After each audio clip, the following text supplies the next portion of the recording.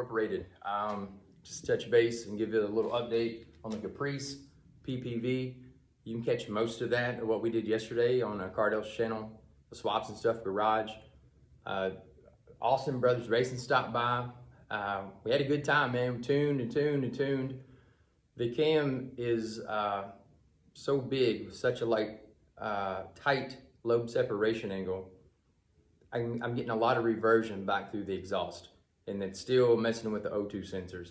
Also, my fault. I had a massive vacuum leak in the intake. That's probably why it would start and drive on factory stuff with no tune. So it's leaking air in. Cardell noticed that. I've got to take care of that this morning, and then hopefully this afternoon I can start TIG welding my exhaust setup. It's gonna be tricky. A 3-inch pipe on these cars, they got a flat bottom.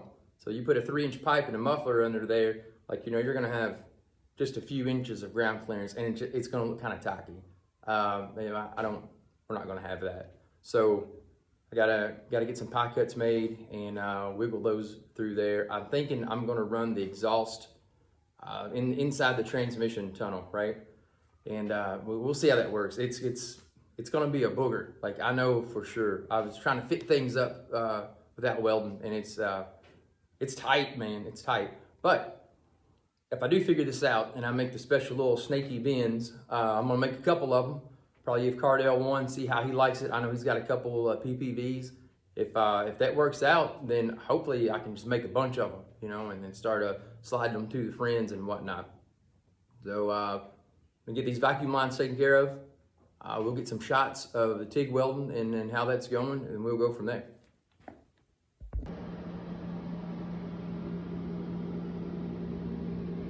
What's up, guys? Still hammering on this exhaust fan. Not my best welding, because yours truly cut some jagged edges and left some gaps, and I really need a fixture or a chop saw or something like that. But like I said, we're going to do this on a budget, so we're making do with what we got. Here's what we got so far. That's MIG welded. Never mind that. And we're going to turn in. So we got something going on, something like that. We're going to turn in. If you're looking underneath the car, we'll come down or turn in and go through the drive shaft tunnel. Hopefully, I have enough room for those mufflers. I know the pipes that come off of it were tiny, but with the resonators and the cats and everything, they crammed up in there. I feel like I can cram some mufflers up in that transmission tunnel. Keep you posted. So, in case anybody wants to know, this is what it takes to put a 3-inch pipe on a Caprice, or at least that's what it took me. 2 million pie cuts. I got it welded up, not the best. We'll smooth them all out with the flap wheel, and we can go from there.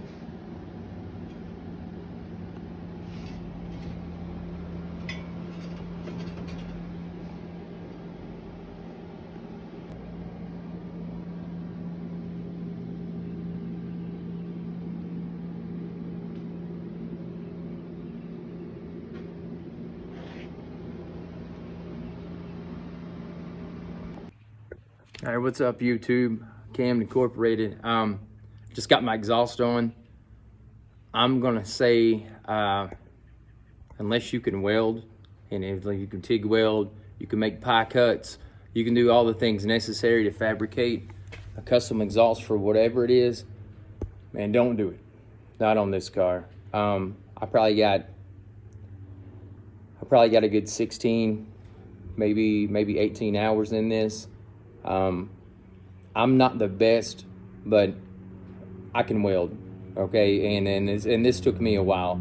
If you don't feel comfortable with a welder or cutting, or if you don't have one, I hate to say it, man, but go ahead and put you some dumps on those headers, cap them, run the factory exhaust, go down to the muffler store, get you some Flowmasters or whatever you want.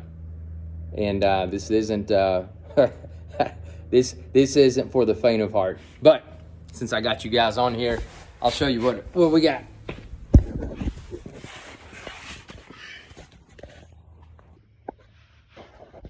This is another video on the passenger side. If I can wiggle out of this thing. So they go up underneath the frame and kind of back down. And then of course the frame rail starts to drop. So from the outside of the car,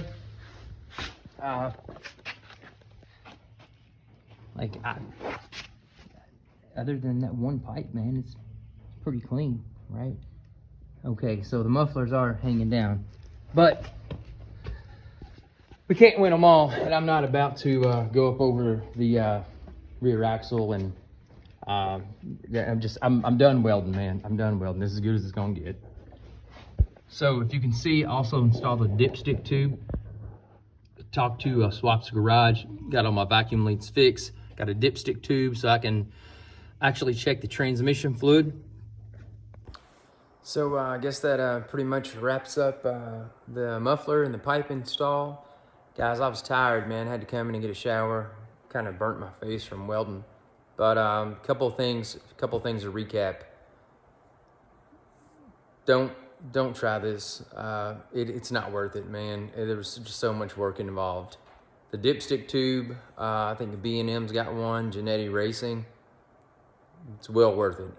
Go get you one. Stick it down your stick it down your trans pan, and so know how much fluid you got in there.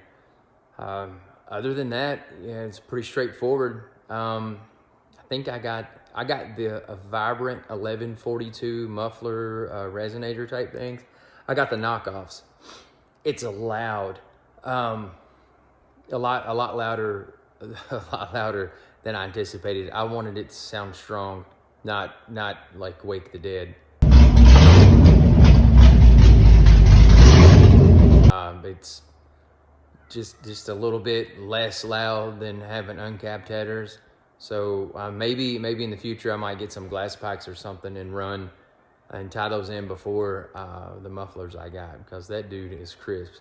So stay tuned. Cardell's gonna. Well, I had to get a wideband O2 sensor, and I say Cardell. SwapsGarage is coming back over to like put a final tune on this thing. Now they got my end taken care of, hopefully. And I know I've said this many videos ago. Hopefully we can burn some rubber, man. I'm gonna get some good sound clips. I'm gonna get some little action footage. We're gonna take a ride and see what this thing's about. See what it'll do and what it won't do. I still don't want to tear it up. I'm trying to drive this thing back and forth to work. So I can't ride around with the lead foot all the time, but we'll have a little action in there, So be sure and check that out.